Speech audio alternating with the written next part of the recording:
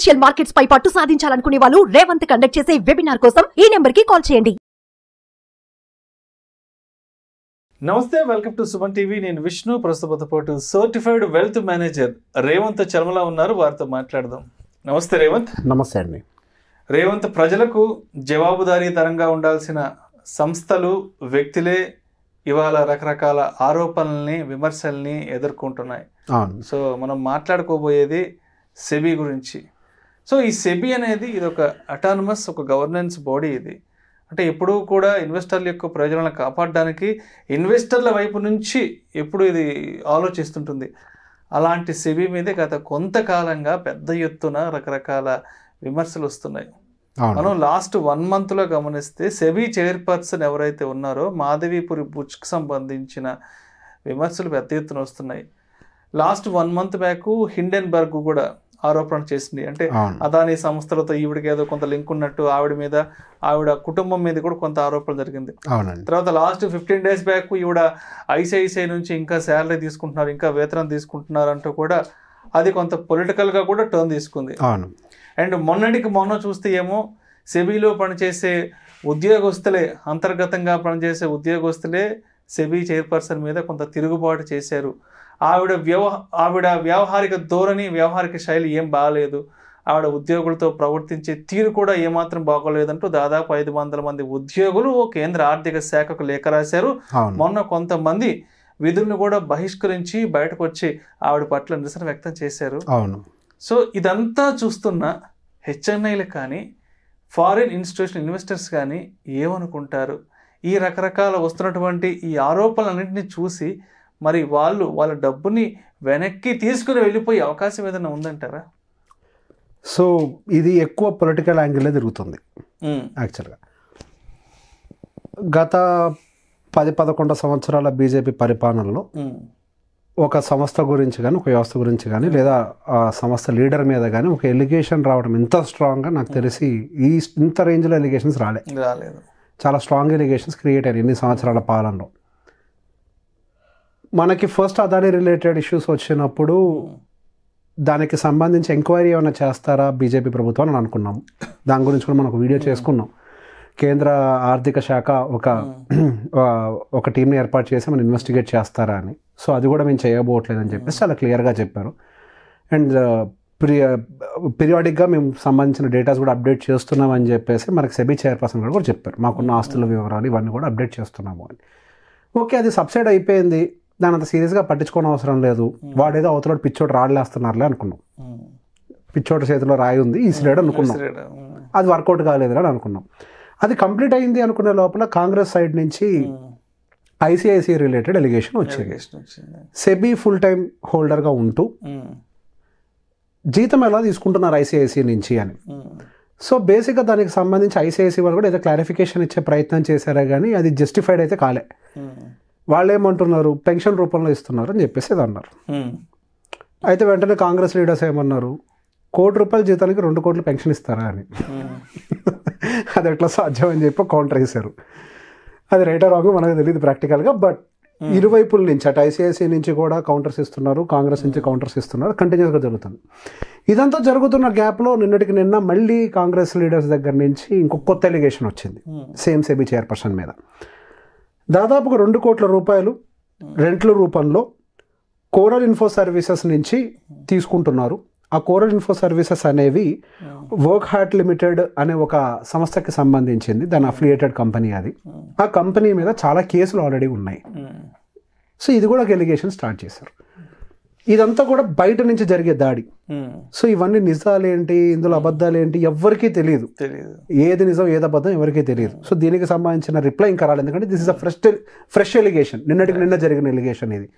In between ఏం జరిగింది, ఇప్పటిదాకా జరిగేదాడంతా బయట నుంచి జరుగుతుంటే అంతర్గతంగా కొట్టుకోవడం మొదలైంది ఎంప్లాయీస్ వైపు నుంచి తిరుగుబాటు. సో బేసిక్గా ఆవిడ కొంచెం స్ట్రిక్ట్గానే ఉంటారు, దెర్ ఇస్ నో డౌట్. చాలా టఫ్ లేడీ, అందులో డౌటే లేదు. We have to appreciate. అంత టఫ్గా అంత పెద్ద సంస్థను రన్ చేయటం డెఫినెట్గా చాలా టఫ్ ఉండాలి, లేకపోతే అంత ఈజీ కాదు. కాకపోతే ఇక్కడ ఇంకొక యాంగిల్ కూడా ఉంటుంది. దేన్నైనా అతిగా అణిచే ప్రయత్నం చేస్తే అది లెగిసి మళ్ళీ తిరగబడుతుంది. ఒక చిన్న కుక్క పిల్లను కూడా మనం అతిగా భయపెట్టే ప్రయత్నం చేస్తే అది మన మీద తిరగబడుతుంది. చిన్న పిల్లి కూడా మన మీద తిరగబడుతుంది. అది నేచర్, సహజంగా జరిగేది. సో ఆ టఫ్నెస్ లో నుంచి తిరుగుబాటు కూడా స్టార్ట్ అయి ఉండొచ్చు. ఎంప్లాయీ సైడ్ నుంచి ఆవిడేదో కరప్షన్ చేస్తుంది, ఒకరికి ఫేవర్ చేస్తుంది అనేది కాదు ఎలిగేషన్. అంటే బోర్డు మీటింగ్స్ లో కూడా కొంత రూడ్ గా బిహేవ్ చేస్తున్నారు, అరుస్తున్నారు, కేకలేస్తున్నారు, వర్క్ లోడ్ చాలా ఎక్కువ అయిపోతుంది, మా వర్క్ లైఫ్ బ్యాలెన్స్ లేదు, మా ఫ్యామిలీ లైఫ్ అంతా డిస్టర్బ్ అయిపోతుంది, ఎక్కువ గంటల సేపు పని చేయాల్సి, వర్క్ లోడ్ చాలా ఎక్కువ పెంచేస్తున్నారు, దుర్భాషలు ఆడుతున్నారు, అన్పార్లమెంటరీ లాంగ్వేజ్ యూజ్ చేస్తున్నారు. So this is the allegation. So ఈ పాయింట్లో మాత్రం maybe work life balance is definitely required for every employee. There is no doubt in that. ఒకవేళ వర్క్ లోడ్ సరిపోకపోతే అదనంగా ఎంప్లాయీస్ని తీసుకోవాలి. బట్ ఇన్ని సంవత్సరాల తర్వాత సెబీ ఇంత బాగా పనిచేయడం కూడా ఎవరూ చూడలే. ప్రాక్టికల్ గా సెబీ కూడా చాలా అద్భుతంగా పనిచేస్తుంది, చాలా ట్రాన్స్పరెంట్ గా పనిచేస్తుంది, చాలా కేసెస్ బయటకు తీసుకొచ్చింది. ఇన్ఫాక్ట్ ఇప్పుడు కొంతవరకు ఎవరైనా భయపడుతున్నారు ఈ ఫైనాన్షియల్ మార్కెట్ లో అంటే డెఫినెట్ గా సెబీకి కొంతవరకు భయపడుతున్నారు. సో సహజంగా ఎప్పుడైనా ఆల్రెడీ కొద్దిగా బద్ధకంగా నడుస్తున్న ఒక ఏనుగుని పరిగెట్టించాలి అని అంటే దానికి హోంవర్క్ కానీ హార్డ్ వర్క్ కానీ కొద్దిగా రూడ్గా కానీ బిహేవ్ చేయాల్సి ఉంటుంది. మేబీ ఆ విధానంలో జరిగిన ఒక ఇదే. కానీ ఈ పాయింట్లో మాత్రం 100% తప్పు ఉంది అని అంటే ఐ డోంట్ నో, నేను దాన్ని కంప్లీట్గా అగ్రీ చేయలేను. Work life balance is required. And recent గా వింటున్నాం కొత్త టీమ్ ని కూడా హైర్ చేస్తున్నారు, సరిపోవట్లేదు టీం అని చెప్పి కొత్త టీం ని కూడా హైర్ చేస్తున్నారు. మేబీ కొత్త టీం అంతా హైర్ అయిపోతే వర్క్ లోడ్ ఆటోమేటిక్ గా డిస్ట్రిబ్యూట్ అయిపోతుంది. ఇదంతా కొత్తలో ఉండే పురటి నొప్పులు అంతే. ఒక వ్యవస్థని ఒక లైన్ లో గాడిలో పెట్టే ప్రయత్నంలో జరిగేటువంటి పురుటి నొప్పులు తప్పించి ఇదేవి ఎల్లకాలం ఉండేవి కాదు, ఒక టైంకి సెటిల్ డౌన్ అవుతాయి. సో ఆ ఒక్క పాయింట్ తీసి పక్కకు పెడితే మిగతా ఈ 2-3 ఎలిగేషన్స్ మాత్రం సీరియస్ కన్సర్న్స్. దానికి సంబంధించి డెఫినెట్ గా government at least they have to prove them self. అంటే పార్లమెంట్ స్థాయిలో కూడా ఒక కమిటీ వేస్తున్నారు అంటే కూడా యాక్చువల్ గా వచ్చింది, కానీ దే క్లియర్లీ సెడ్ మేమేం వేయట్లేదు అగైన్ అని, మేమేం వేయట్లేదు, మేమేం ఎంక్వైరీ చేయము అని, మా మీద మేము ఎంక్వైరీ చేసుకోవటం ఏంటి అన్న దాంట్లో ఉన్నారని. కానీ బట్ ద పాయింట్ ఇస్ ఇక్కడ వచ్చిన ఎలిగేషన్స్ అని కూడా పెద్దయ్యాయి. ఇప్పుడు ఐసిఐసిఐ నుంచి ₹1 కోటి జీతం ఉన్న వాళ్ళకి 2 కోట్ల పెన్షన్ డబ్బులు ఇవ్వటం ఏంటి, which is illogical. So salary రూపంలో తీసుకోవడం క్రైమ్, తీసుకోకూడదు. సెబీ ఫుల్ టైమర్ గా ఉన్నప్పుడు శాలరీ తీసుకోకూడదు. So it is not like a salary, it is like a pension అని చెప్పి వాళ్ళు డిక్లరేషన్ ఇచ్చారు ఐసిఐసి వాళ్ళు. అదెట్లా సాధ్యం అని చెప్పి మన కాంగ్రెస్ కౌంటర్ వేసింది. And yes that has to be clarified. మీరేమి మీ పర్సనల్ లైఫ్ గురించి ఎవరు మాట్లాడట్లేదు, పర్సనల్ లైఫ్ గురించి మీరు ఎవరికి క్లారిఫికేషన్స్ ఇవ్వనవసరం లేదు. ఇది పబ్లిక్ కి సంబంధించిన మ్యాటర్. ఎందుకు తీసుకుంటున్నారు, whether it is a corruption, ఇది కరప్షనా లేకపోతే ఏదైనా ఇంకా అదర్ రిలేటెడ్ ఉందా? So that has to be clarified. ఒకవేళ ఇది క్లారిఫై చేయకపోతే సహజంగా ఏం జరుగుతుంది, ఆ వ్యవస్థ మీద నమ్మకం కోల్పోతుంది. నమ్మకం కోల్పోయినప్పుడు ఏం జరుగుతుంది, అక్కడ పెట్టుబడులు తగ్గుతూ ఉంటాయి. ఇప్పుడిప్పుడే రీటైలర్స్ ఈ వ్యవస్థని కంప్లీట్ గా నమ్మి ఒక 4-5 సంవత్సరాల నుంచి నమ్మడం మొదలు బాగా నమ్మి కొన్ని కోట్ల రూపాయలు, లక్షల కోట్ల రూపాయలు మార్కెట్ లో పంపింగ్ చేస్తున్నారు. ఎప్పుడు లేనిది హిస్టరీ క్రియేట్ చేస్తుంది. ఈవెన్ ఎఫ్పిఎస్ అయినా కానీ ఎవరైనా కానీ they look for the protection first. వ్యవస్థ బాగుందనుకోండి, వాళ్ళ తప్పు లేకుండా వీళ్ళ డబ్బులకి ఏం కాదు. మనం తప్పు చేస్తే డబ్బులు పోతాయేమో కానీ మన తప్పు లేకుండా డబ్బులకి ఏం కాదు. అది వ్యవస్థ కరెక్ట్గా ఉంటే. వ్యవస్థలో లోపం ఉంటే సహజంగా నమ్మకం కోల్పోయినప్పుడు పెట్టుబడులు కూడా ఎక్కువ రావు. ఎక్కడ నమ్మకం ఉంటుందో అక్కడికి పెట్టుబడులు వస్తాయి. సో ఆ నమ్మకాన్ని నిలబెట్టే ప్రయత్నం కోసమైనా కొంతవరకు ఎంక్వైరీ చేసుకుని at least they have to prove them self. మన మీద వచ్చింది ఏమి పర్సనల్ ఎలిగేషన్ కాదు, నా పర్సనల్ లైఫ్ లో ఇది జరుగుతుంది అని అంటే నేను చెప్పాల్సిన అవసరం లేదు. But it is related to the public life. తన పదవి గురించి వచ్చింది కాబట్టి దాని గురించి కొంచెం క్లారిఫై చేసుకుంటే మేబీ బెటర్.